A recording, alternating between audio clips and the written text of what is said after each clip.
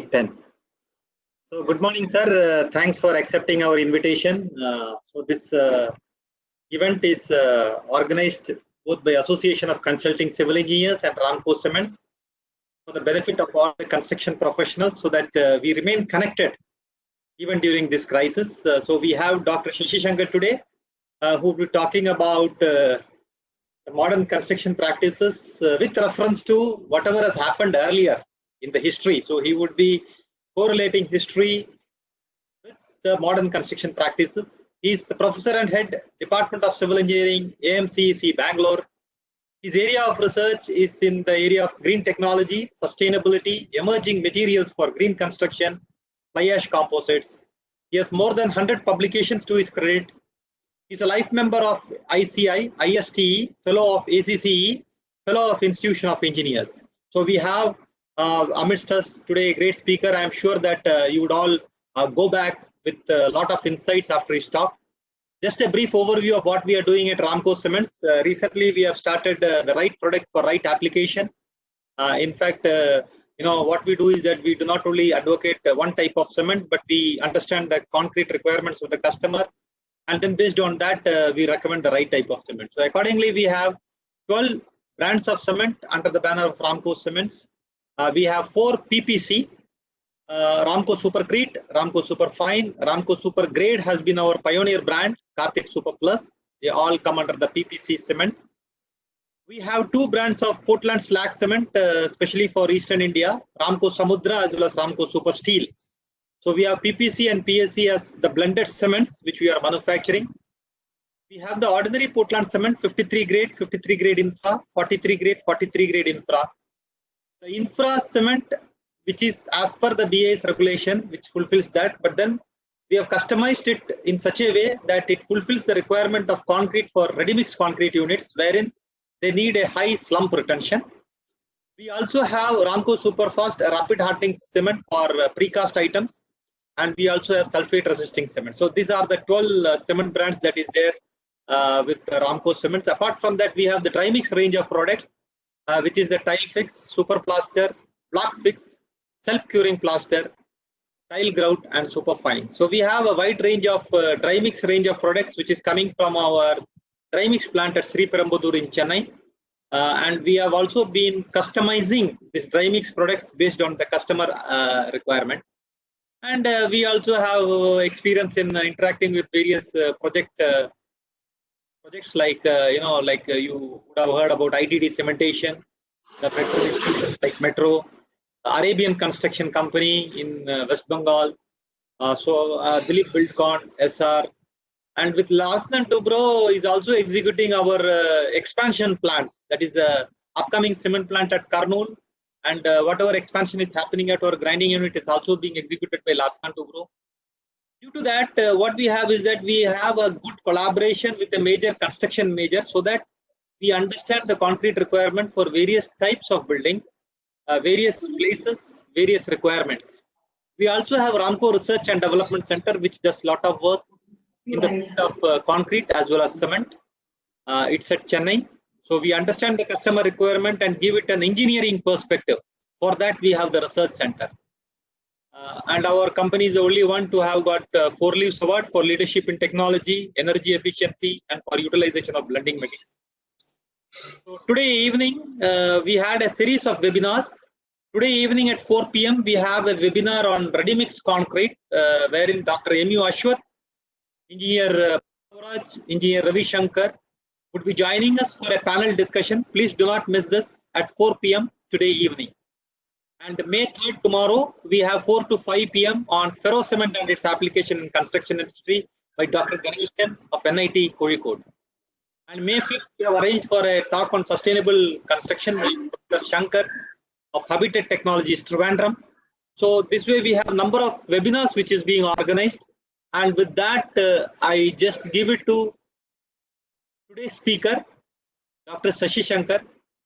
So you can share your presentation, you can share the content, and you can start your presentation for the day. Yes. Thank you so much, sir. So nice. Thank you very much, Dr. Pillai.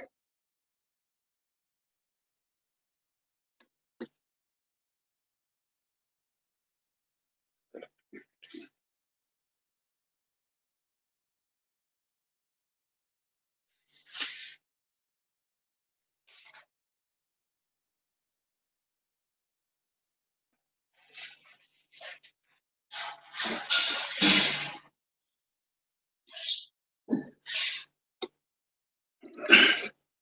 morning, all of you, and namaste. It's a very nice approach by our ACC, Rajesh, Rajesh, and also or Anil Pillai, who have made this possible in times of COVID, when a series of webinars like this would enrich the students and also the general public and anybody, the professionals in the area of best construction practices. Today, I would like to deal with the best practices for modern construction, and I would like to relate it to our ancient school of thought, that is the Taittiriya school of Yajurveda. So when the concept of the Panchabhutas were evolved. So the Taittiriya is founded by Titiri Maharshi in 3 BC, around 2300 years approximately, and who relates all the activities, correct, will have to be actually giving a kind of a coordinated system with what is called the Panchabhuta system. And the Panchabhutas are the space that is called the Akasha, and the air that is called the Vayu, and the fire that is the Agni, and water, the Jala, and the earth or the Prithvi Tattva. So all these Panchatatvas by individually by itself could be involved in a system, or it could be in a composite manner, could be involved in a system. So the Maharshi in his Titiri school of Yajurveda made a lot of contributions to the kind of matter and the mind. And the matter, of course, correct, all these things, A, F, W, and E, will have to come from the space that is from nowhere. So this was the prophecy by Titiri. And when these 5 elements can be, like Anoraniyan and Mahato Mahiyan, it could be lesser than an atom, or it could be bigger than a great hill or whatever it is. So this kind of a matter, when with a coordinated effort, right, could bring in a lot of value to a system. And today we are utilizing this kind of a value-based system enunciated by Titiri Maharshi, right, for the outcome-based education system in the modern education system 2020. So he used to be having the concept of internships, and we are talking about the internships today. So the modern education system, right, could be a medical education, then or any other education system, or when the Titiri, he called it Ayurveda, when it is applied to the medical system, or it could also be applied to the engineering systems. So this, even today, it is true that this kind of an application is the primordial in our modern construction practice. So before that, I would like to say that the Shankaracharya, in his 108 Upanishads, he enunciated in a simple manner called the Shankara Bhashya, right, what Titiri has said. And this also could not be digested by all the people. And it is the Europeans who made an attempt during 1805 to 1900, like the Max Muller, Griffith, Muir, Wilson, Jacqueline Hist, Paul Harsh, Kirkwood, and the other people who made a great attempt, and especially the credit goes to the Germans and the English people, and they made a lot of effort to understand the Titiri school.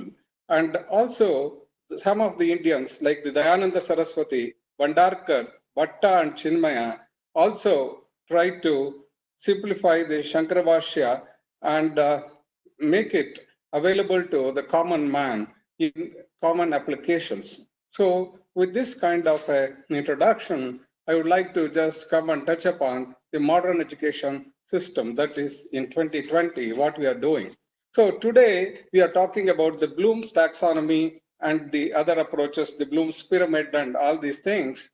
But if you just examine it, it is what exactly the Titiri school has already, made it available to us. So what is going to be the effect here? The modern education system is going to give you knowledge, and the two types of knowledge. One is the correct knowledge, and the other is called the incorrect knowledge. And of course, there is our people, that is the professional people in the field, who are going to be, working, right, using these precincts or these kinds of the spin-off benefits of the modern education system, and they are working with right in their own fashion. But however, they will find that the kind of hypothesis made in the modern education system may not be correct, and they will come back and initiate correction process. That means an empiricity is going to be introduced to the modern education system. The best example is, of course, in the open channel flows and all this Mannings and Chessy's, empiricity has been introduced. All of us know about this. So the thing that the professionals will have to use is the tool called the professional experience, and that precisely is called the truth. The truth is just used for correcting the modern education system, that is the knowledge. So incorrect knowledge is now corrected knowledge. So whatever the equations say, the Euler and the other people would have given us, so are mathematical equations. Now, so we will be using the equations with the empiricity introduced into it, and therefore what happens is that we evolve what are called the best practices, and these are the best practices when given to the industry, right? And the industry is going to flourish with the PSPT model, that is the profitability, sustainability, and of course predictability and de-risking. So all these things will happen if you are following this model. So we are going to be again benefited because the industry gives it back, and the industry is going to be benefited because the modern education system is giving it back, and therefore it is called the III, that is the Industry Institute Interaction. And of course, the modern construction, right, is enabled by the new thought since 1990, we can call it the IGBC thought, that is the Indian Green Building Council, right, driven thoughts. And of course, right, we are very happy that the IGBC thought is nothing but the Panchabhuta thought of the Titiri.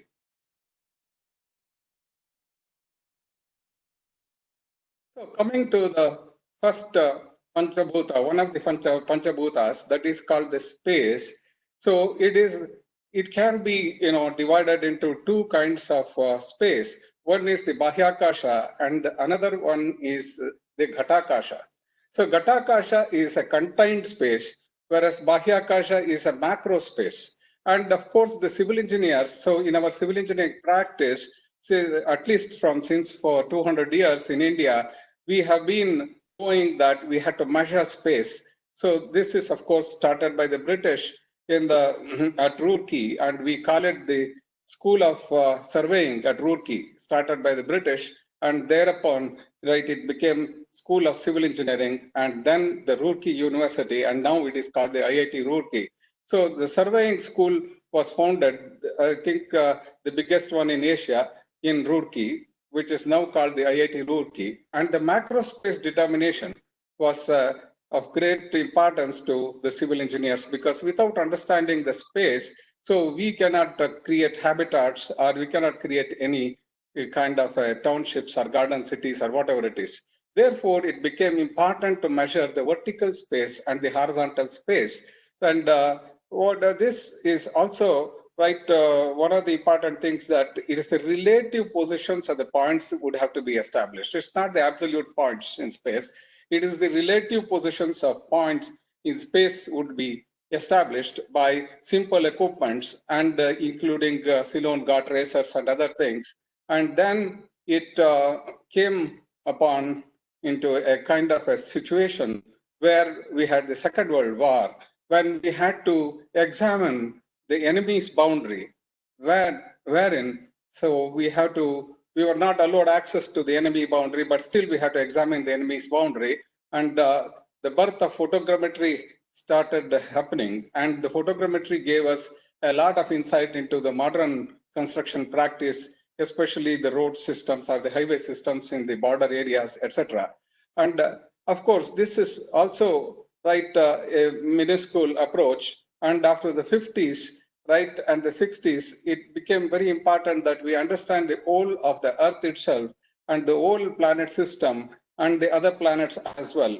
And therefore, it became important for us to launch the satellites. And of course, we just landed up with the GIS, GPS, and the LIDAR surveying techniques. And of course, the total station has now is also becoming obsolete now. And of course, what is going to be the Bahyakasha is right about, so we understood. But at the same time, we should know that the precision with which that the error that we commit should be minimal. So that means that it is the degree of accuracy should be very high. So that is the precinct. So the Bahyakasha is, of course, that is endless.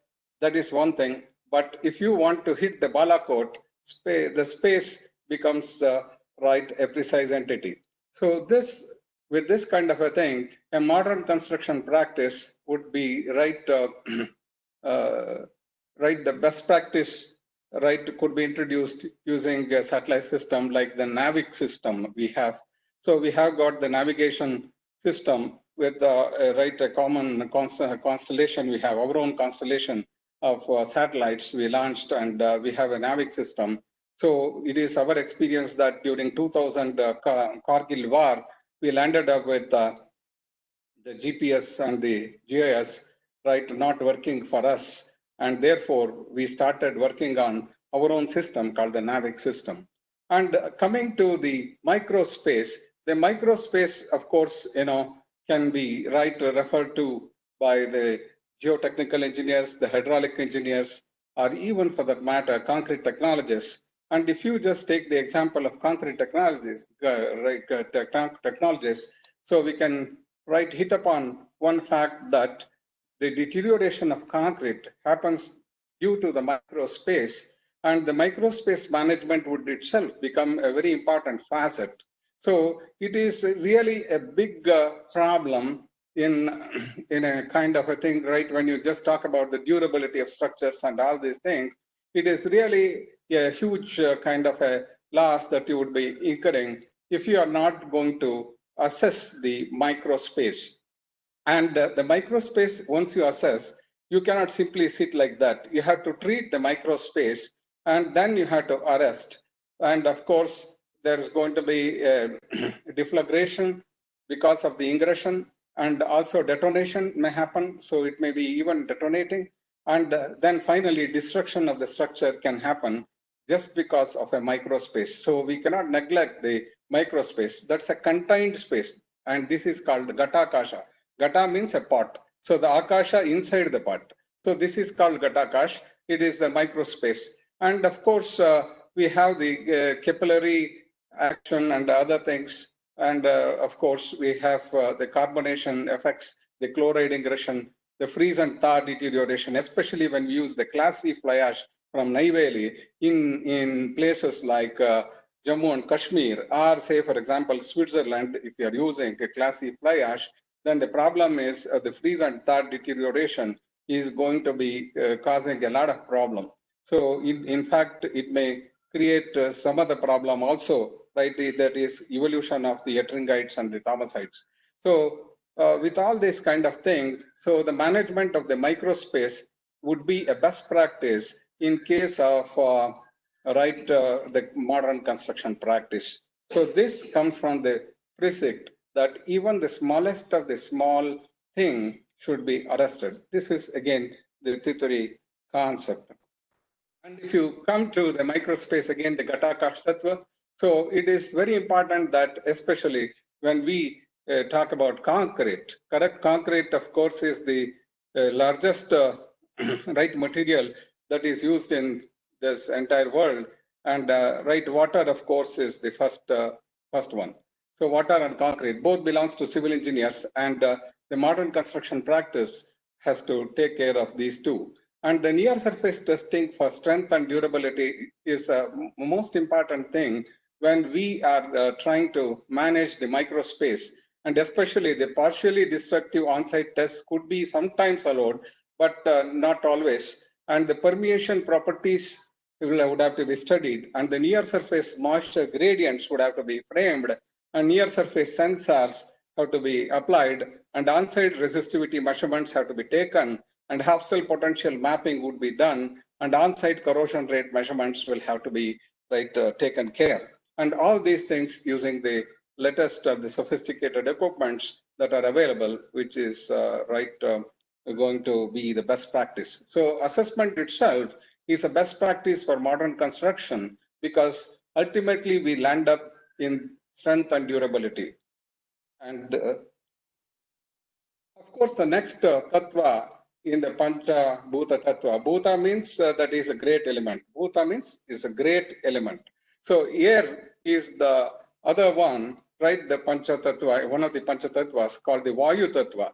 So we talk about the Vayu Tattva. There are a lot of gases in the Vayu Tattva, which we have to manage. And of course, we have to manage two kinds of civil engineers in particular to have to manage the ambient air and also the in-house air that is inside the buildings. And then these two, right, when we manage, it is called climate resilience. If we cannot manage, then it's going to be an imbalance, and even the pralaya could occur. That is specified in Vishnu Purana. The Professor Wilson of the Oxford University says that Vishnu Purana has quoted, thousands of years back, that the pralaya could occur because of the imbalance in climate, and also the climate resilience being lost. And if coming to the ambient air, so a civil engineering construction would be possible on a kind of a system that is a free system, where a windrows diagram could be drawn. A windrows diagram is very important. Say, for example, Bhubaneswar city, the old city of Bhubaneswar, not the new city, the old city, the central city, where the Lingaraj Bandar is located. So a windrows diagram could be drawn by the engineers of those days, and then the leeward and the windward sides were defined, and then the structures were erected. And also we have to draw what is called the pollution rows diagram. And nowadays we know that we talk about three footprints. There's a carbon footprint, the nitrous oxide footprint, and the methane footprint. All these are very important. And the deadliest of these footprints would be a methane footprint. It is almost 1,000 times more dangerous than the carbon footprint. And however, we do not talk about it. And nitrous oxide footprint, that is the laughing gas, what we call the nitrous oxide, not nitric, nitrous oxide footprint is another gas of great concern, but we still do not talk about. This is around 100 times more dangerous than the carbon footprint. But then the carbon footprint itself is not that dangerous compared to the nitrous oxide and the methane footprints, but still we talk about the carbon footprint because it is the gigantic amount of the volume of the carbon footprint that is ingested into atmosphere. So whereas the methane footprint is of a very minimal nature, the quantity of nitrous oxide is from the agricultural areas would be, of course, minimal, and therefore we neglect this nitrous oxide footprint and methane footprints. And however, CFP has become a great concern for us. And what is going to be CFP doing? CFP by itself is CFP. When I say it is not solid carbon, please note that's Vayu Tattva carbon. Vayu Tattva carbon means in the form of CO2, not even CO, not carbon monoxide. We are talking about CO2. And please note that the CO2, as we call the carbon footprint, has nothing to do with the global warming as you think. But however, we have got what is called the SPM, that is the earth element that is coming into picture, that is the Prithvi element, that is called the SPM. And This is nothing but, of course, suspended particulate matter. So suspended particulate matter is also not of great concern, but this good man joins with a good man will become a bad man. That is called a synergetic effect. So carbon footprint joins with the SPM, CFC plus SPM is going to create a glassy layer around the entire atmosphere, correct? And it becomes kind of a glass house. The entire planet becomes a glass house, and whatever the sun ray is entering and the energy is trapped inside the planet, and of course the temperature is going to rise, and all of us know this is called global warming effect. And this global warming effect is caused by these three GHG gases, and GHG gases, of course, the most important one being carbon footprint, though it is very less dangerous than the other two footprints. And this, of course, has been enunciated, I just referred to as pralaya, because if the temperature rises even by 0.1 degree centigrade every year, what is going to happen is polar ice caps are going to melt, and if the polar ice caps are going to melt, then what happens is the sea levels will rise, and we have the structures, the offshore structures and the onshore structures, especially like in the Mumbai city, New York, even in Bangladesh, etc., would be nowhere in the scene. So it is estimated that the first danger could happen to Australia. Australia could be nowhere on the planet, and the second danger could happen to Bangladesh, and then central London, and there after Mumbai city and the Chennai city, New York city, and all these would vanish because of this kind of a thing. The pralaya means not the entire planet will be gone, but this will be gone.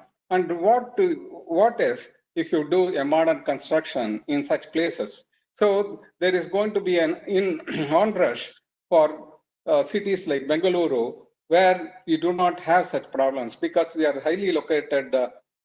We are around 2,000 feet above the Chennai Sea, and obviously we are quite safe, right, on this particular thing. So the climate resilience. And coming to the in-house air. In-house air, of course, we are bothered because the circulation is a very important aspect as specified by the National Building Code, or the NBO or right code. And the solid void ratio should very much match with the kind of comfort that we should enjoy inside a house. So solid void ratio would be a very important facet of our entire construction, the modern construction. So the best practice is to determine the proper solid void ratio and they determine the circulation. So whether I should have Venturi effect, or in case of fire, I could stop this Venturi effect, and all these will have to be simulated. And again, of course, there is, of course, NBO regulation for this according to this. And in US, the OSHA practices are there, that is the occupational safety and health hazard practices are in this thing, and they're very strict about it. And so occupational diseases could emerge, and in particularly silicosis and asbestosis have killed many people. And today I can clearly say COVID is going to kill crores of people. If we just leave it like that, at least 20 crore people would vanish from this earth because of the occupational hazard. And due to the COVID, that is the contagion vivum fluidum that we have created, or I don't know. So we are facing today on the onslaught of the COVID virus. So we cannot take it as a per se a very easy kind of thing, because if it is going to stage 3, stage 2, it is okay. If it is going to stage 3, then the in-house would be the problem. In-house Vayu Tattva will have to be taken care, because in stage 3, it is the dominance of the contagion vivum fluidum without even contacting any person. So therefore, we have to give enough thought for the Vayu Tattva. And of course, the fire element is called the Agni Tattva.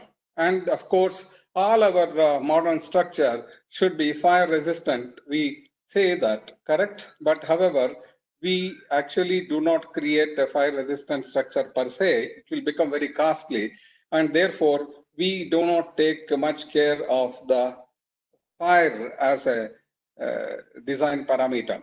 And but however, if you just examine the best of our temples in the world, that is the Madurai Meenakshi temple, and if you study the entire thing, the prakarams and all this, so the way the circulation spaces are created and all this, so it is described as the most fire resistant structure of the yesteryears. 2000 years back, our people have done this. And I think hats off to the Titiri School of Yajurveda for creating this, because they had the codes of practice, right? And according to that, the Stapatis have created this. And the Stapatis are nothing but the civil engineers of yesterday, right? And like the Jakana, also the Shilpis, the sculptor, and also the Stapatis. And the burning of the Mysore World Palace is a very unfortunate thing, not this new palace, that earlier there was another palace, correct, where it was a wooden palace, and it was very unfortunate that it was a beautiful palace, but totally not fire resistant. So it unfortunately, there's a great tragedy happened, and it really was destroyed.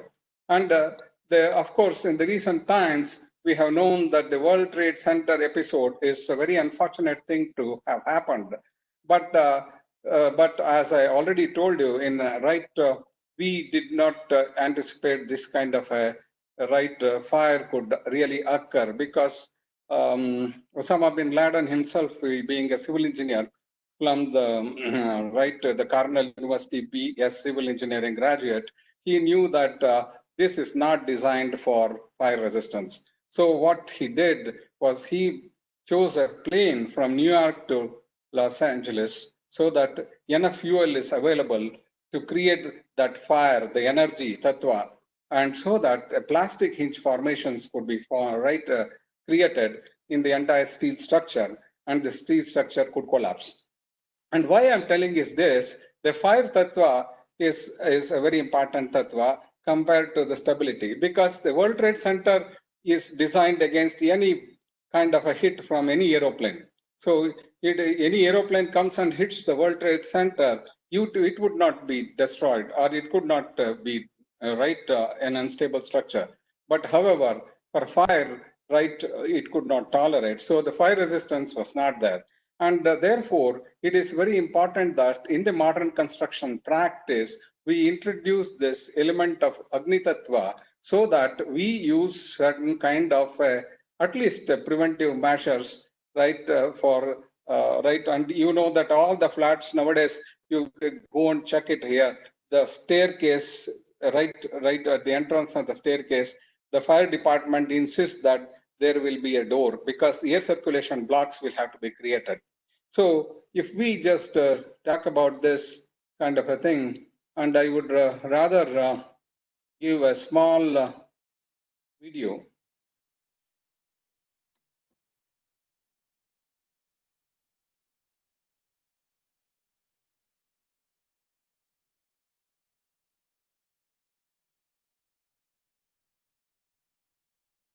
This is the Autodesk operation.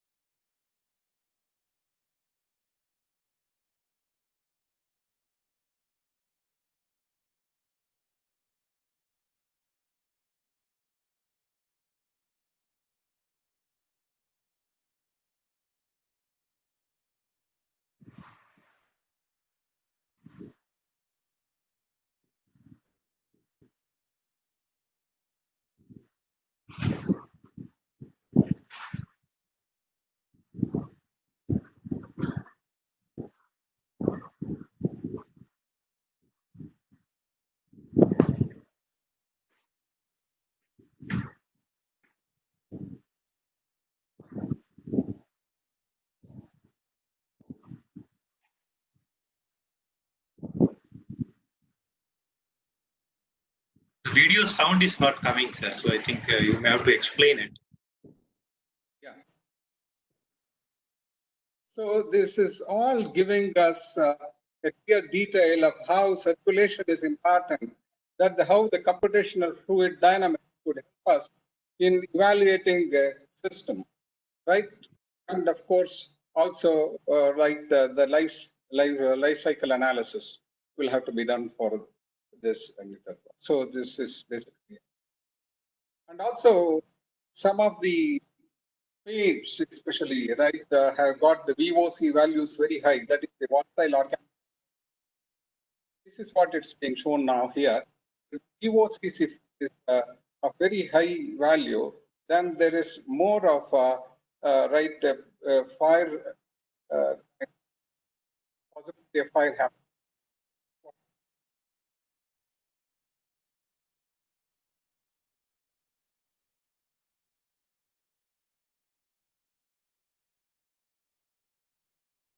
The solar technologies and hybrid wind solar technologies they are talking about. And these are all, of course, the energy tattva. This energy tattva is solar energy into electricity. And wind energy, this would not yield any carbon footprint. So Vayu tattva will not be affected.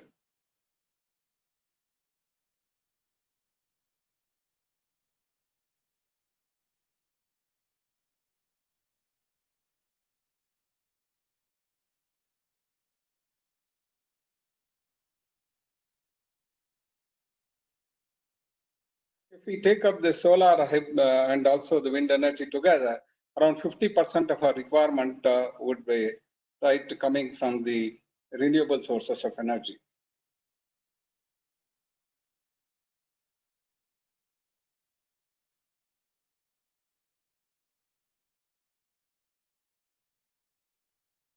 The sanitary landfills and also get us the Agni Tattva because the organic matter could be subjected to anaerobic digestion, and of course we can use the gas for producing electricity.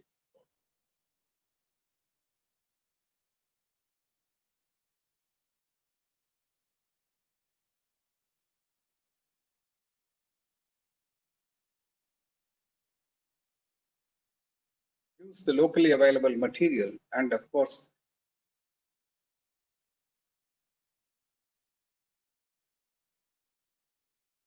bamboo is one thing which should be used because it's very easy to grow bamboo.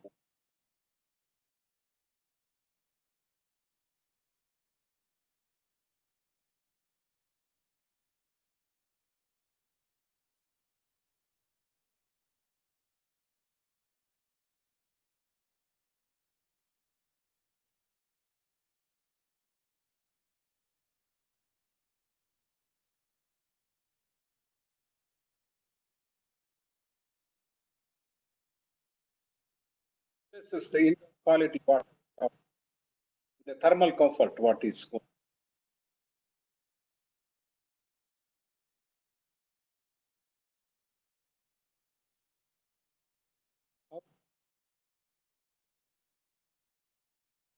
This kind of buffers would yield Agni Tattva to be reduced.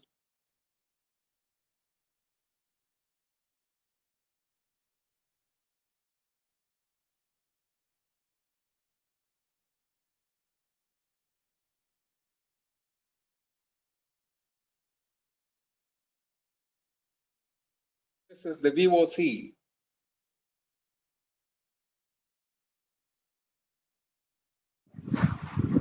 That is a VOC coating, is it?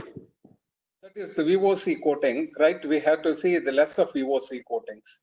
That is what, is the best.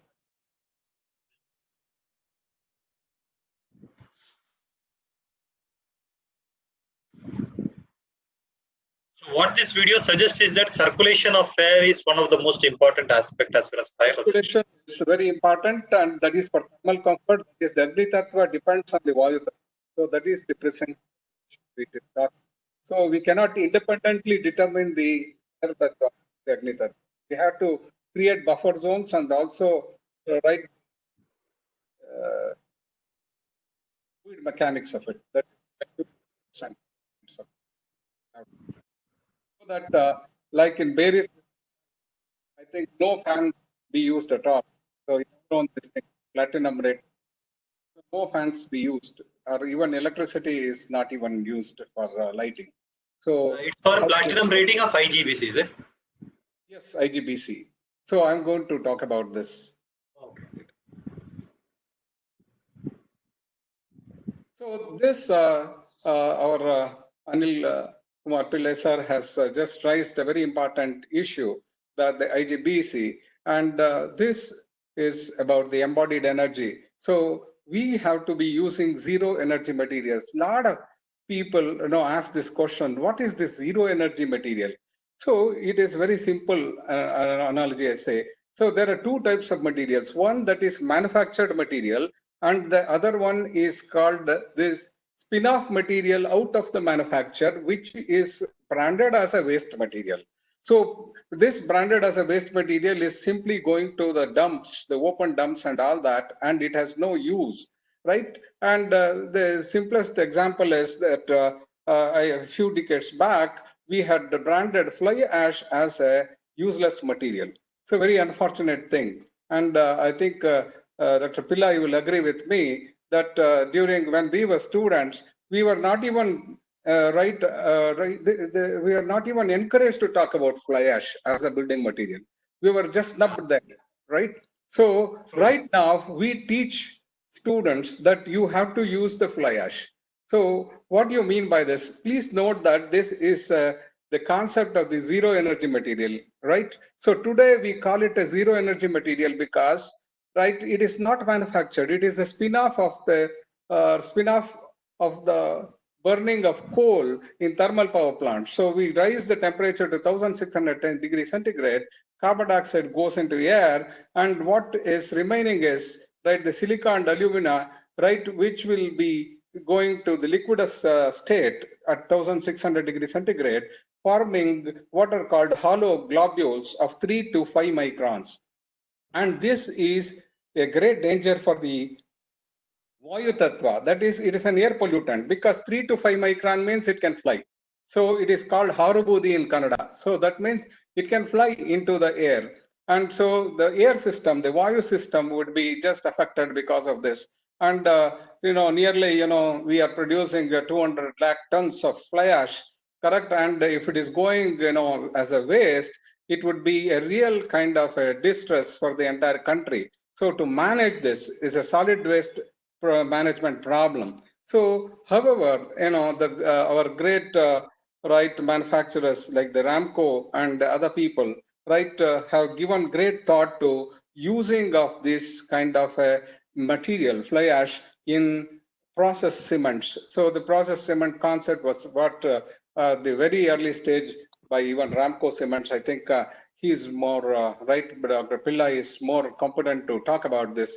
And then that is a zero energy material. So we are not contributing any energy during the manufacture of fly ash. We are not telling that we manufacture fly ash, but it is a spin-off of an already industrial process for manufacturing electricity, which we use it for, say, the cement manufacture. Say, electricity is used for cement manufacture.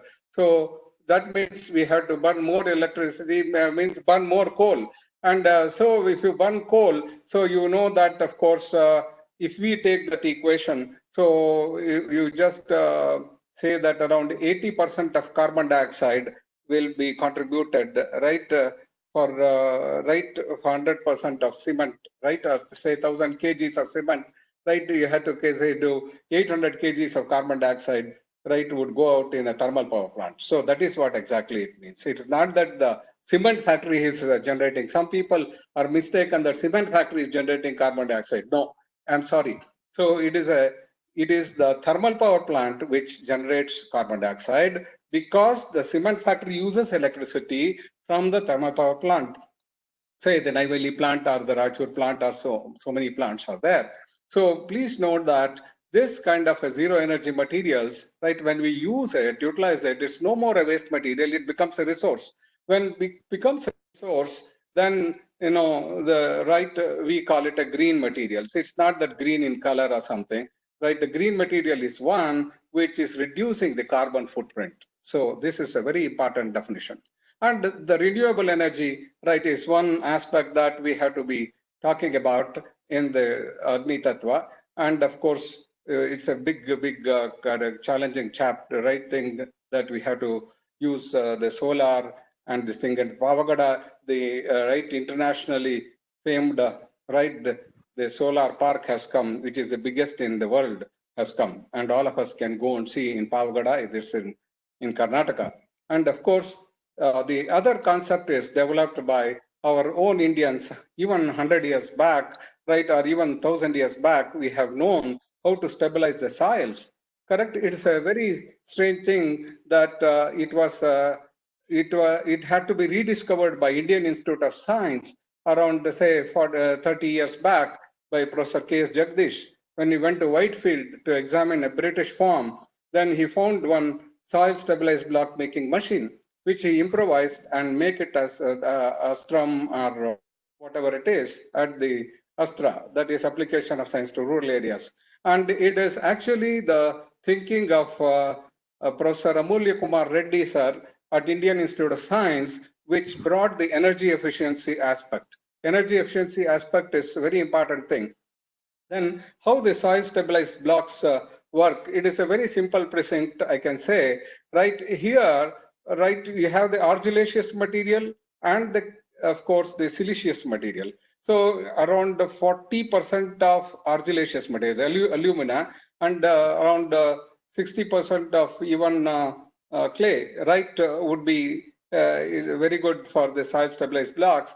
And of course, we just do not do wet stabilization. It is going to be a dry stabilization. Only thing is we just mix it using water, which is at its OMC, that is optimum moisture content. So only OMC is utilized here. And therefore, and also a compacting effort is needed. And a compacting effort is needed as against the geopolymer. Geopolymer, no compacting effort or something. It is a wet stabilization. So here it is dry stabilization. And of course, it needs curing for a few days. And the soil stabilized blocks have won the thing because I can design a brick. I can design a brick, say, for example, a 7 inches by 4 inches by 9 inches means absolutely the same right shape could be obtained. And this is going to create less use of the cement mortar. Less use of the cement mortar is possible. So you're saving on cement mortar, and plastering of the surface is absolutely not required. It looks highly British in look. So the British people, they find the exposed surfaces better for them, like this. And it's going to be this thing. And I have to here bring energy efficiency, Amulya Kumar Reddy sir, and of course the German architect who is called Laurie Baker, who came to India, and he just happened to see Mahatma Gandhi in Mumbai. And it so happens that he was attracted and he was enchanted by the Indian ways. And of course, he settles in Trivandrum and develops this kind of energy efficient technologies called the Laurie Baker technologies.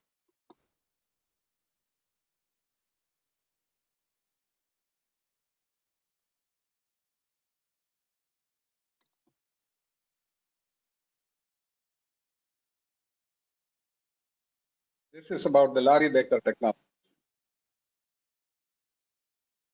You don't require any plastic at all.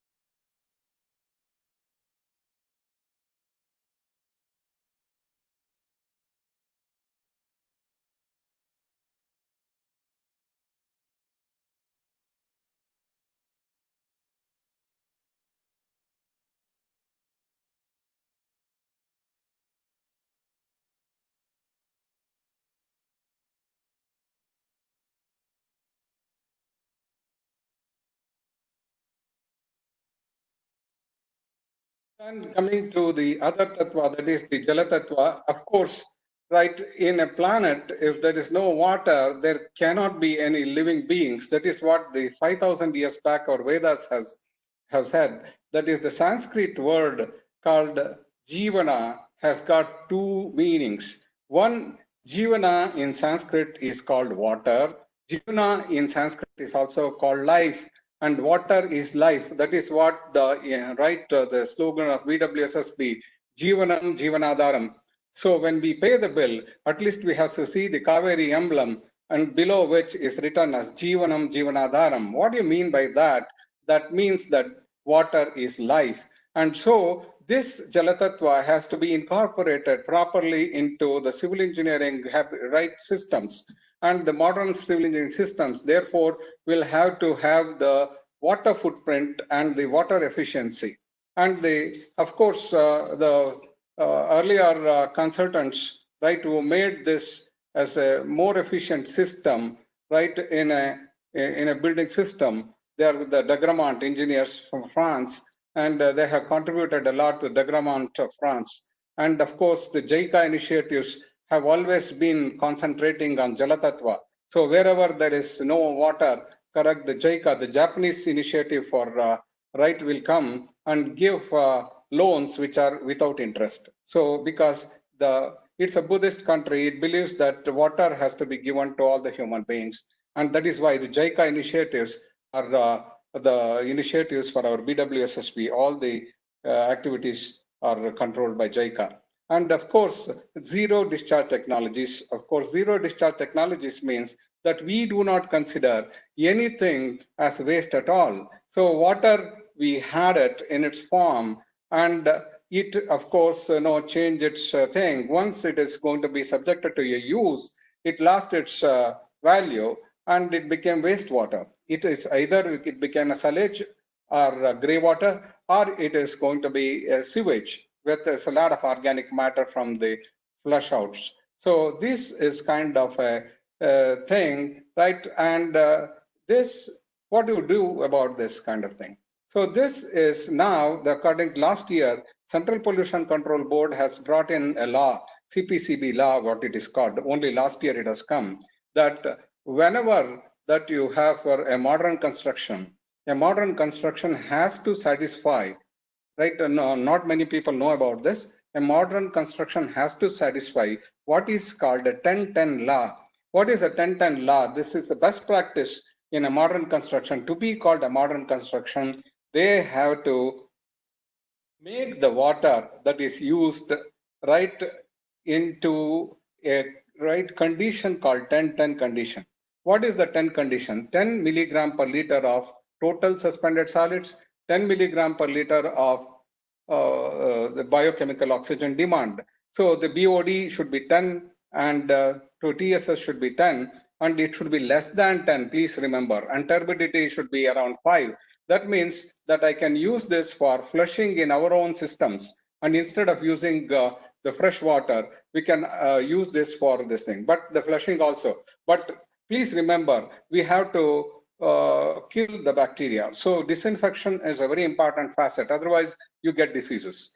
And so this Jalatattva should not bring discomfort or disease to the man.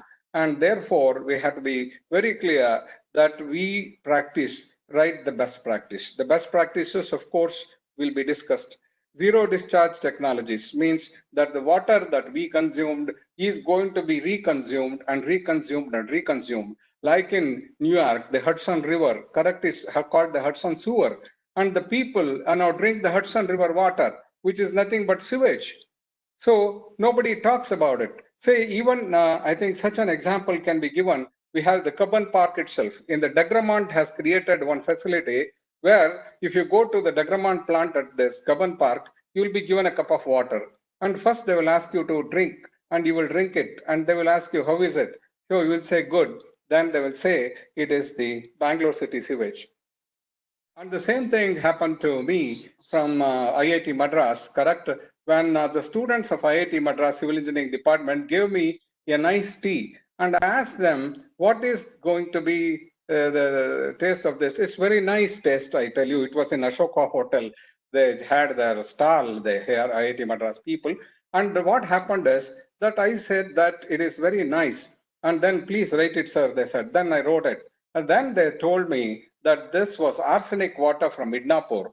And I was really surprised. So please note that they could develop a system where they could remove the arsenic from the Jalatattva, and then it became, a useful water. So that's what I would like to talk about. And say, for example, the Trinidad city. Trinidad city, you have no electricity problem. And why? If you just examine, because they don't spend on electricity also. And that is the corporation of the Trinidad city.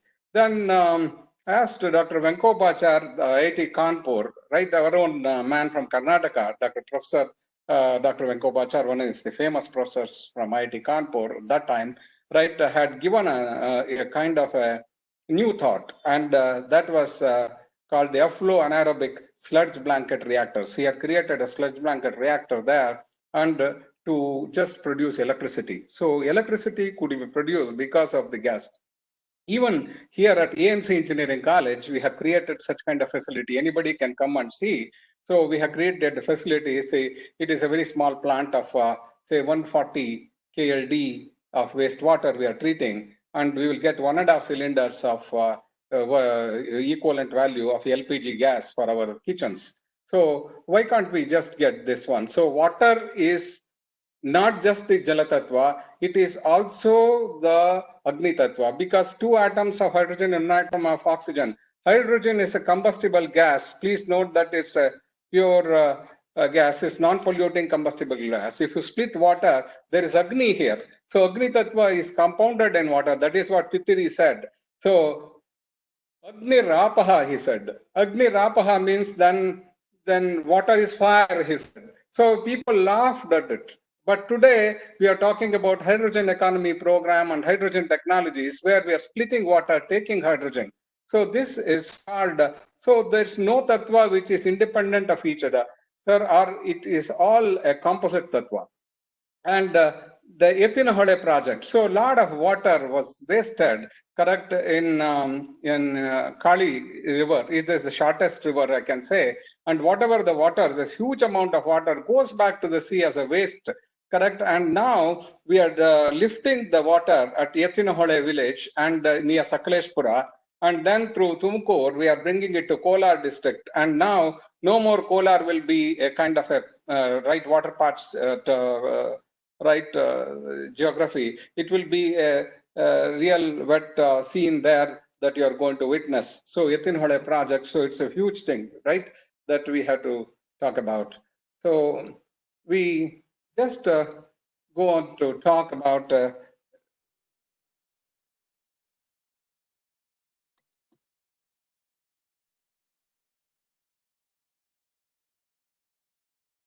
this is a Pulsator Clarifier. Please note that how much of concreting is required here and what should be the quality of concreting, because a Pulsator Clarifier, this is of course provided in our Thorekadahalli treatment plant. Anybody can see this kind of a Pulsator Clarifier. We are the first people in Asia to have used a Pulsator Clarifier technique. It's the latest civil engineering marvel, we can say, the latest construction technology practice that we have used here, and the Pulsator Clarifier. There's an enormous amount of pressure variation. So one time we take it to the vacuum, and other times we pressurize. And what happens is that the coagulated mass will become a sludge blanket. And the sludge blanket that is held, right, is of course preventing all the other particles to pass through, and therefore it will act as a filter. So this is a very latest technology for civil engineers. And the only problem is the concrete that we use in such kind of Pulsator Clarifier is subjected to a lot of distress. And it should be a real special concrete to just avoid any kind of a distress that's going to happen, because it is 24/7 and it will work for 100 years. So this is we cannot simply remove this Pulsator Clarifiers every 2 years or 3 years like that. So it's not like 20 years also. So we cannot just discount it, but we have to of course take care of the distress that will happen through the micro cracks and all these things, and also due to the variable stresses. So Pulsator Clarifier is an example that we ourselves, the Kaveri water treatment plant, right, we are using at Thorekad, 60 kilometers from Bangalore, and this is the first of its kind in Asia. Of course, our clarifier is set by the French engineers, de Gramont. And the Prithvi Tattva, that is called the earthen element, the great element of earth, right? We talk about anything like the green materials, the bulk utilization of Class F, Class C fly ash. Nowadays, everyone talks about Class F fly ash and Class C fly ash, GGPFS, etc., are a great pain for the environmentalists, because if it's all having the capability to fly because of 3 to 5 micron size, and therefore what happens is it becomes important. Who is doing the service to us? I think the cement manufacturers, we have to really salute them today, and like people like the Ramco cement, sir, that you are doing the bulk utilization, and a small utilization is of no value, and the bulk utilization of these right materials, the Prithvi Tattva, if it is done, then only we can reduce the carbon footprint, sir.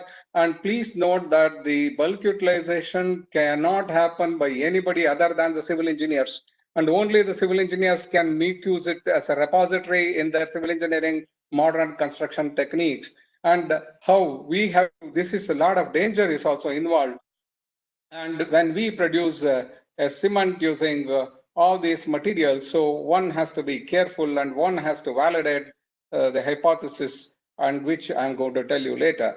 Then the construction and demolition waste. So recently, our own the government, the central government has brought out a Department of Construction and Demolition Waste, and even a minister is going to be, a state minister is going to be associated with this CDM waste, correct? And it is really a great kind of a solace for us, because construction demolition waste, I think 2 acres of land, I don't know, it is not at all possible near Yeshwantpur, right, has been allotted by the Bangalore City Corporation to handle this kind of CDM waste, and that itself shows that how much of importance the government is giving. So such kind of a precious land could have been used by the government for any other use, because it's a real estate value, but it is giving more value for the demolition waste. It itself shows what is the magnitude of the problem that the CDM is going to be causing to us. And of course, when we talk about the green materials, so when the fly ash, so when we use around up to 15% or so, we can say it's a processed cement we can utilize. But that is not all. And of course, the cement industry is doing a lot of service to us. But it's the field engineers also will have to evolve certain utilization methods called the bulk utilization methods. What are the 2 methods that by which we can do this? One is called the high volume fly ash concrete. So if we can use 50% of the fly ash in our modern construction system, then it is called the high volume fly ash concrete, and that is not possible by the cement industry. That the field engineers will have to do. And the other one is, some people are over ambitious and they say, I want to completely utilize the fly ash without any cement at all. Then it becomes a problem, because then there is no curing possibility there. It's all air curing. And of course, you have to activate using an alkali. So alkali activation becomes important. And so this is going to be called a geopolymer. In 2000, when we are doing research with Dr. T.S. Nagaraj of Indian Institute of Science, I still remember that people laughed at us. Oh, you are calling it a geopolymer. It's an inorganic chain. How do you call it? Then we went to Indian Institute. Can we call this a polymer? Because people are telling it's not an organic matter, it's an inorganic chain of silica and alumina. And then they told that, yes, we will permit you to call this as a polymer, and geopolymer they call it. And so this geopolymerization is a alkali activation process. And of course, we have to make use of this. And people were very skeptical in 2000 that, how can we use this for structural concrete and other things. So people were not at all accepting this. And at that time, the first kind of gesture came from the Queensland University, where the Department of Civil Engineering, where they constructed the Global Change Institute, the GCI, at the University of Queensland in Australia, using a geopolymer concrete as a five-story building was constructed. And after that, people, felt, yes, we can go for geopolymer as a structural material or a structural concrete. We can use it as structural concrete.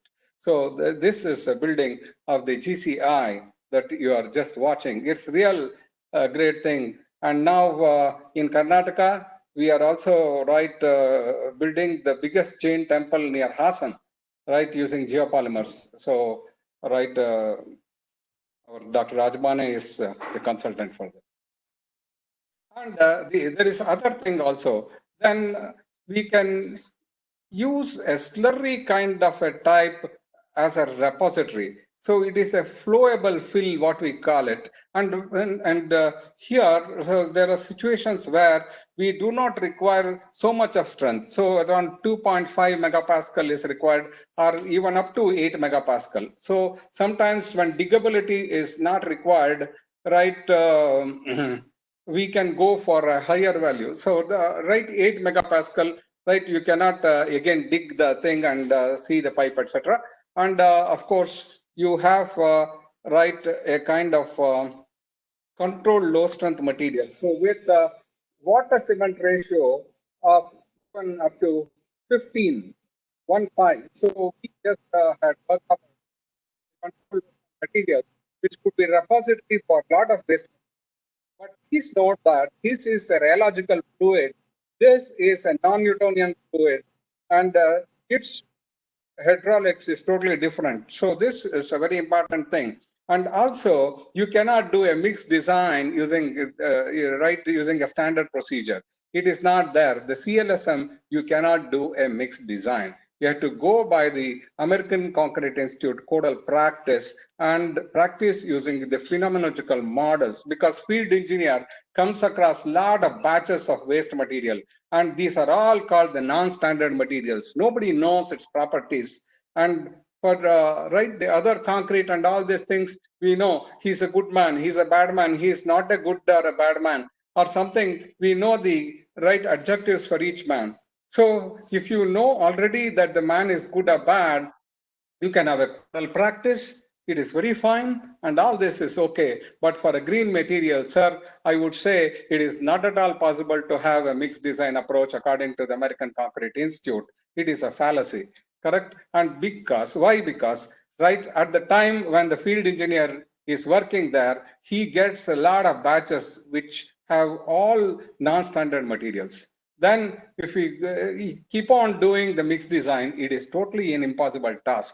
And you have to at the same time use the bulk utilization of these materials is very important for reducing the carbon footprint. Then what do we do about this? Then our colleges, of course, should take up the phenomenological model graphs, and using these models for a set of years, we can always predict a particular trend, validate, and then go for it.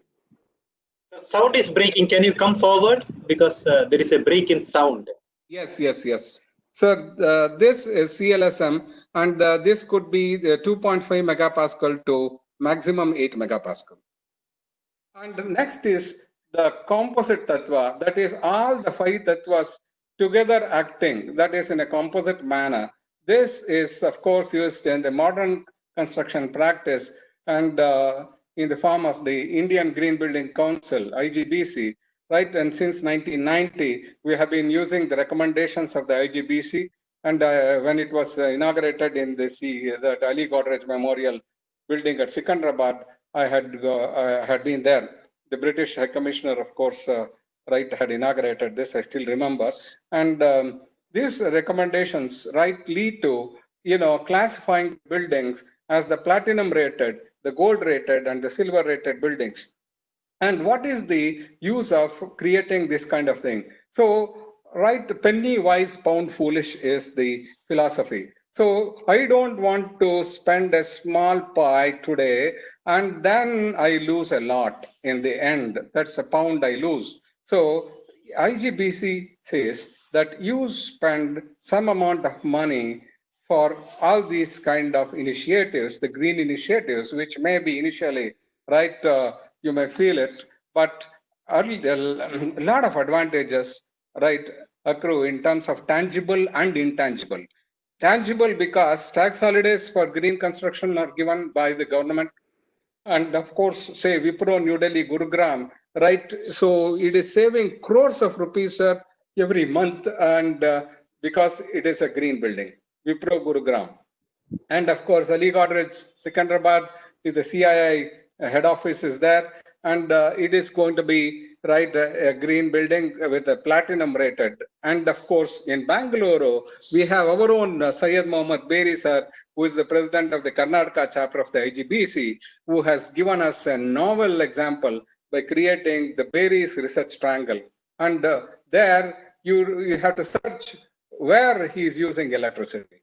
So if he goes and see that he is not using any power at all, but still the things are right sustaining. So please note that it is highly profitable, and of course the flats are going to be in terrible terms, like right. And please note that when you construct like using IGBC recommendations, and the flats are going to be even 10 crores, 40 crores like that. See, it is not that it is a cheaper kind of thing to buy or something. Let us not agree with that kind of thing. Right, and this is Chennai Metro has been right platinum rated recently. By Kochi Metro is platinum rated, and the Kochi International Airport. I tell you, sir, it is the best airport example. It is the best in the world because it has been totally sustainable, totally profitable. So PSPT model it has just has been. So profitability, it has adopted sustainability, it has adopted predictability, it has adopted de-risking, it has adopted. So with all these things, what the Indian Green Building Council says, right, it gets the platinum rated international airport. Hats off to the Kerala people for their right, the green approach they're having. And the best sanitary sense is right, it is supposed to be like if you go to the beach itself at Kovalam Beach, I think it is the cleanest beaches, one of the cleanest beaches of the world, the Kovalam Beach. It is purely due to the sanitary sense of the people of Kerala. And the Grundfos Chennai also is a platinum rated building. And of course, the lead gold rated building is in our own Kalaburgi. We are hearing every day, Kalaburgi, the COVID case, Kalaburgi COVID case. So please go to the IGP building there, the police commissioner's building office there. It is a beautiful building where it is, of course, self-sustaining. It is an IGBC gold-rated building. And the Olympia Technology Park in Chennai, the Birla International School in Jaipur, all these are gold-rated buildings. Of course, there are so many silver-rated buildings, so many, many one. And of course, these are the examples which we see here. This is the Wipro Gurgaon, right? What I said, there's crores of rupees saving they're doing in electricity, sir. And we have to really follow this example. So why can't we create the modern construction practice, follow the Panchatattva practice, follow all the tattvas and the composite tattva, and make a building like this, where we save a lot and create a healthy system. And this is the CII building, that is the Confederation of Indian Industries building, Secunderabad, which is a purely kind of a green building. So you can see wherever you go, I can just talk about the green building. Of course, the BGRT is around Bangalore here. That is the Beri's research triangle. See, one has to go and see and enjoy it. And of course, the last one that I would like to say is about the World Trade Center. It is a very unfortunate tragedy, but what happened here is that the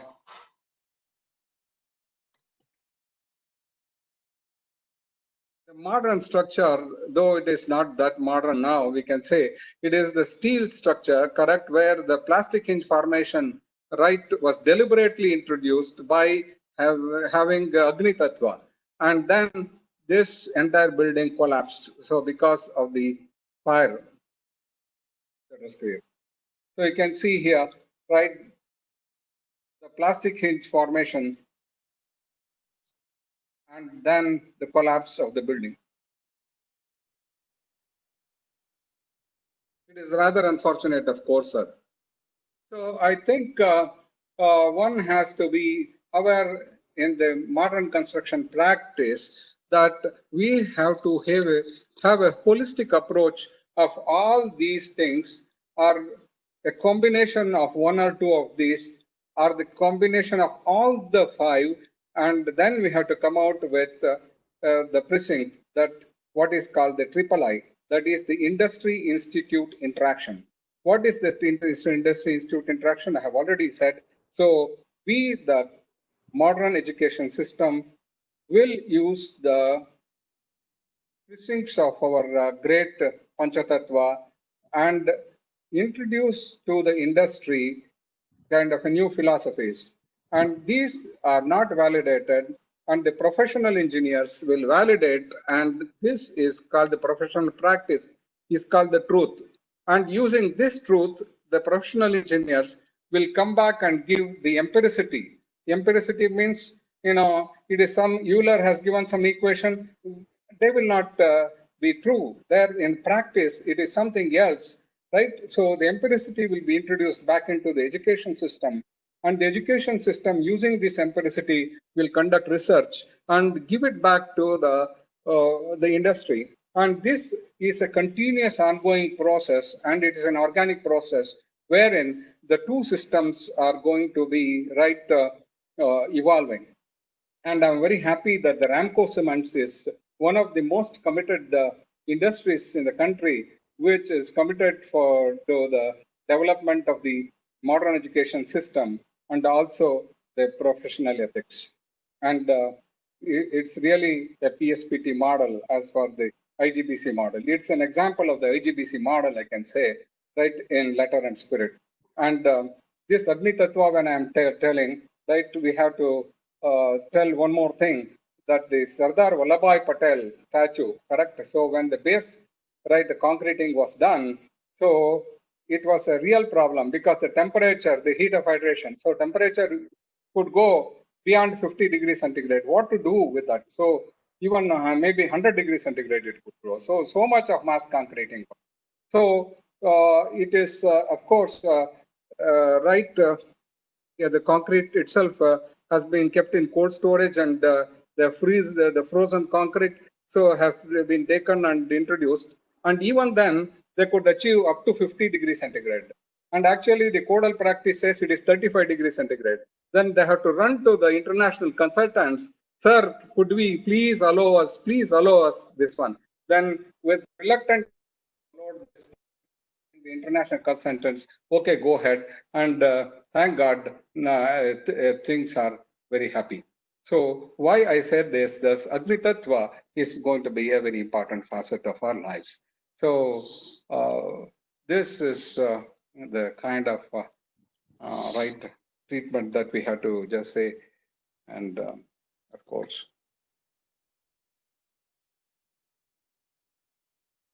thank you very much, sir. Thank you very much for giving me this kind of a great opportunity, especially Thank you so much, sir. Yeah, so much because you had brought out that interconnection between our ancient wisdom, the modern practices, and how it is applicable even today.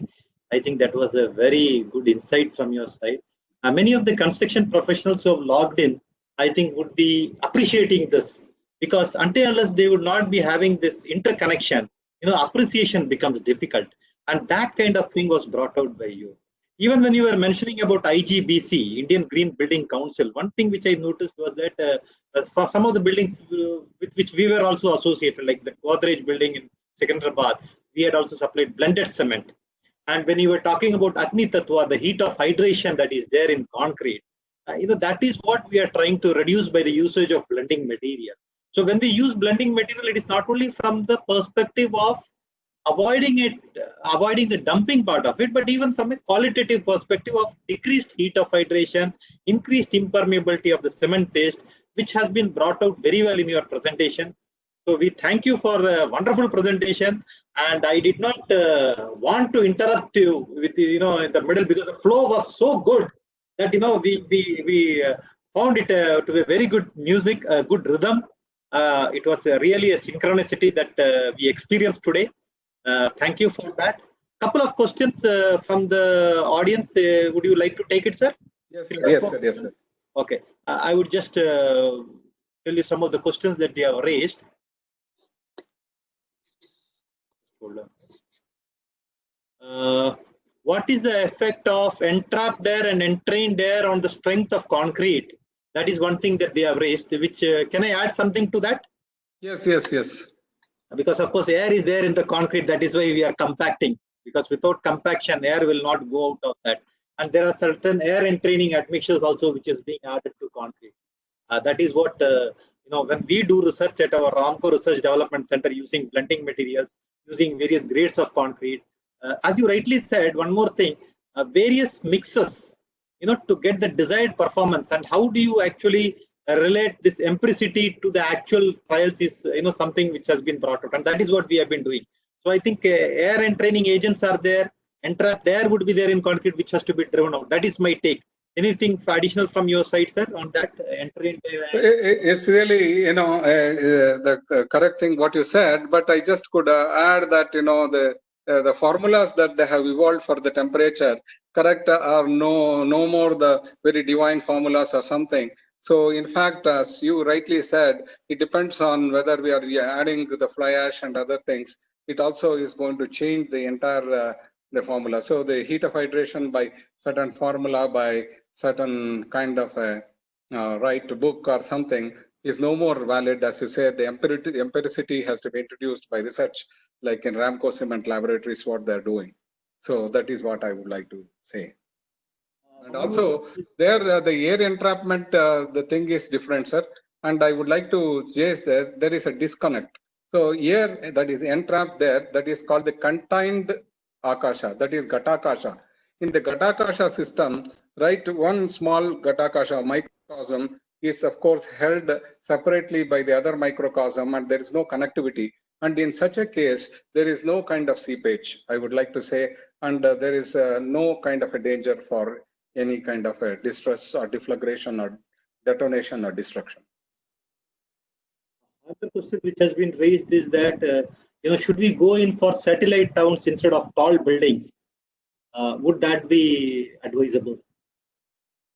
Sir, I would rather say that we created satellite towns here. Like the first one, when I was a student, they were all, we were all taken to the Yelahanka satellite town, correct? And they created one kind of a semicircular kind of a plan for satellite towns, and they said this is the most happening thing. And then at the Nijalingappa's time, the Kengeri satellite town was created, and both of them have become a failure today because these satellite towns are again encouraging the vertical space. And there, if you go there, we got 25-storied buildings coming and 50-storied buildings coming, and all these things are there. So if satellite towns had were strictly encouraging the horizontal growth, then it would have been purposeful. Right now, since they are forced to go for a vertical growth, I think satellite towns are a farce. So we have to go for more vertical development only. So this is per se, because we have to be more crowded. So in COVID, we should not say that we are more crowded, but we cannot help it, sir. So in the cities, it is better that we have to be more crowded, but we have to design the thing. So we should also design for the heat island effect. So when you are more crowded, you get the heat island effect, and that is the Vayu Tattva and the Agni Tattva will come into picture, and the circulation aspect, etc. But you have to plan for it. Right now, what we are doing is we are deconstructing the slums and then constructing the high-rise structures. No, it is not like that. So initially itself, we should have a global vision, and then we have to construct. Like say, for example, Auroville city, like that if we construct, then it would be the correct approach. Another question is regarding Jala Tattva, water, sir, which has been, it is regarding the treatment for underground water tanks, or how to recharge groundwater. things like that. Is there any quick tips on that? This recharging of groundwater, correct, is a myth, correct? So please note that you cannot just, make a small pit and ask the water to transgress into 200 meters. It is foolish. But anyway, people are doing it and let us be happy about it. But what at best it can do is at the upper layers, then keep it wet. And of course, therefore, the vegetations could proliferate better. And therefore, there are spin-off benefits due to that. But if somebody says that because of that it is happening, it is not true. But however, I think the other way of rainwater harvesting is there. Then you collect the rainwater from the rooftops and then you remove the silt using a desilting process. And then, of course, this clean water, that is the potable water, if it is of that standard, you test it or they make the assessment. And if it is okay, if it is permissible according to the WHO standards, you leave such water directly into the borewell. That is called increasing the groundwater table, sir. So these two should not be mixed up. And some people say you just around the borewell, you dig something and then the water will penetrate. It's the most foolish aspect, and if nobody should believe this. And the other one is really the recharging method, where we really give some minimum treatment to this water that is collected as rain, and then we directly leave it into this thing. So this has been done in Bangalore University campus. You can see all the GWT, the groundwater tables have grown, have come very near to the surface now. Okay, sir. Another question that has been raised is how efficient is modular or off-site construction compared to on-site construction? One of the questions. No, this I think probably you would be better to answer, right? I would say is that yes, one thing is that we have seen our customers, our project customers who are coming, there are people who do precast items as well, rather than having cast in situ. Why not have it elsewhere? That is, there are two things. One is you save time in terms of having two activities going on simultaneously. Second thing is that you can maintain quality of the building materials that is being precast already, because it is like a factory made product. So when you bring it, many of the metro projects, the superstructure and all are precast items. So I think there is an advantage when you go in for that. But then you need to have the right type of technology for implementation, because the problem what happens is that if you don't implement the right type of technology for doing that, it may not be that successful. So that is one. Another question, cost efficient. Yes. Cost efficient. That is very important. Another question which has been raised is was Vastu Shastra. Is it applicable for modern construction? Should it be used? I would rather say that if you take the Vastu Shastra, the Sthapatis have always created great structures like the Madurai temple, or even the temple, right, that is submerged now, the Dwarka temple, right? The carbon dating says now it is not 5,000 years, it is 7,000 years back, right? The carbon dating is telling. So it is now, it is totally submerged. Or even the Shiva Vishnu temple in Indonesia, right, is totally submerged. So, whenever we say this one, the Sthapati is correct. And of course, the climatological aspects were always held in high esteem compared to the superstitious objects. Even my grandfather would not bother about all the superstition and all these things. And I think there are great precinct there, right? Say, for example, north light is a diffuse light. So you should use it for certain purpose, say in factories or something, north light roof truss, right? This is what our Vastu Shastra says, right? Uttar Dekkinda Bartakantaddu. And also they say that the east light coming from the east is very good and diseases would not be there. It is very much true. Today they say that the eastern light is going to kill the virus, because the virus has got a fat layer, and the fat layer, of course, if it is removed, the RNA is going to dissipate itself. So this is called disinfecting light. So this is a real thing. Then the Purva Dikku.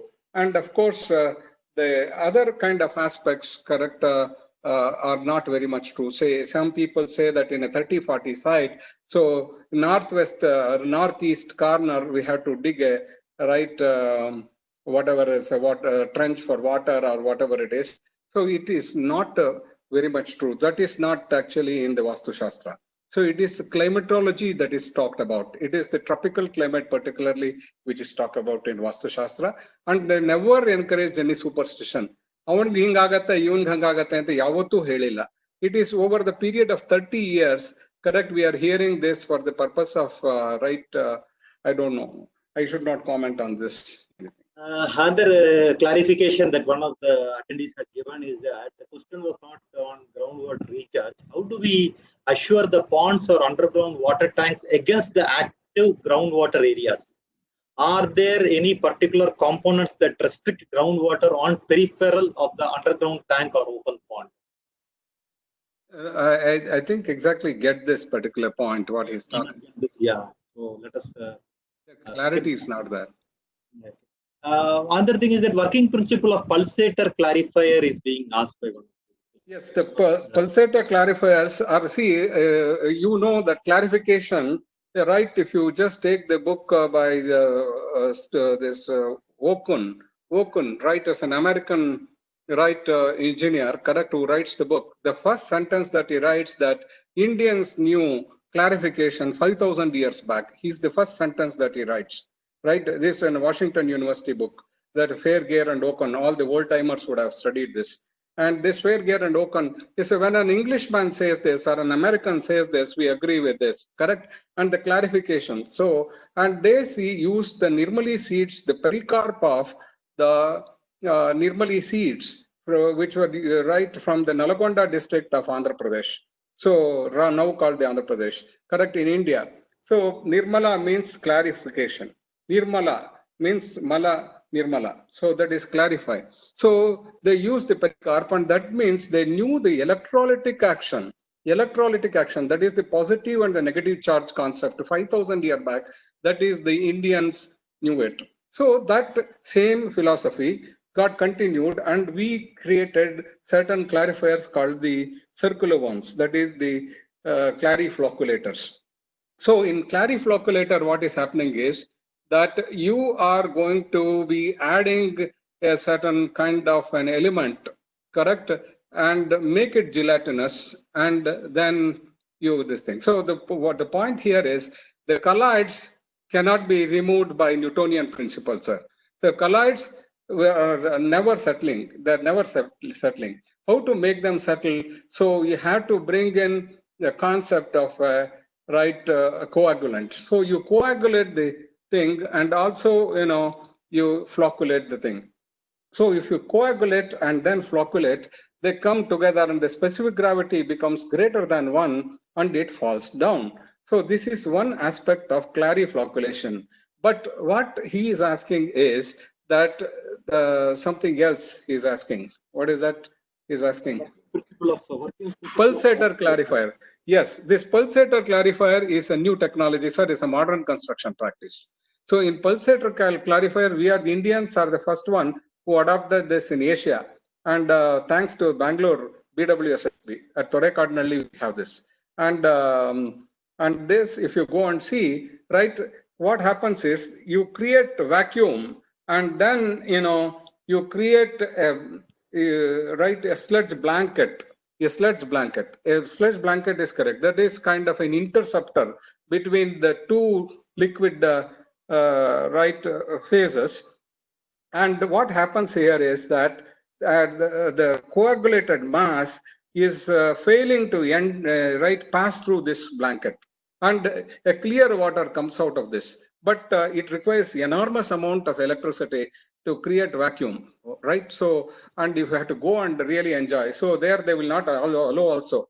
And if you are just going near and then putting your hand, the vacuum is going to suck the man also, and he will become a sludge by himself. So that is why it's a sludge blanket reactor. So it is going to be a sludge blanket of coagulated mass and a flocculated mass, which will not allow the particles, then, right, that is the colloids, to enter and pass through the other this thing. So it is the separation of crystalloids from colloids. So this, when it happens, then we have the pure water, sir, and we have the really lucky that we have the pure water here. But of course, it has bacteria. We have to disinfect it.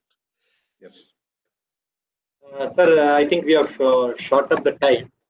Thank you for this thing. And in fact, three organizations have come together: Association of Consulting Civil Engineers, Ramco Cements, and AMC Education, which you represent. It was great to have you here, sir. In fact, during the last Association of Consulting Civil Engineers meeting at Bangalore, I see many eminent personalities were your students. So nice to see that, and nice to having met you there. And of course, the association that we have with consulting civil engineers over the years has brought all of us together. And with those words, I thank you for having accepted this and shared your thoughts and insights with all of us. Thank you so much, sir. I also acknowledge my thanks to our Honorable Chairman, sir, Dr. K. Paramahamsa, sir, who has given me permission to do this and encouraging me to take up all such activities. And of course, our young Rahul, who is our Executive Vice President, and of course, Monica Madam, she is the Vice President, and Geeta Madam. And we have created a group called the CGETA, which is nothing but the Center for Green Environment and Eco Technology Applications, CGETA. So we are writing any kind of a problem could be referred to CGETA, and we are going to be sincerely approaching the problem and getting the solution at most economical way. And I thank especially the Ramco Cements for giving such kind of an opportunity for us, the educationists. And really, it is a great fillip for the education system, sir, that Anil Kumar Pillai, especially, and Shashank and all the people. And also, I thank the ACC and our Rajesh Kandan, sir, has always been another great help. And whenever we have any kind of a program in civil engineering, without Rajesh Kandan, it will not happen. So, and also without Ramco Cements, it will not happen. So I'm very grateful to both the people here and also the ACC in particular, and Indian Concrete Institute also in particular. I thank you very much, sir, and also thank the audience for this. Yes. Thank you, sir. So now we see from the event. Thank you so much. Thank you very much, sir. Thank you.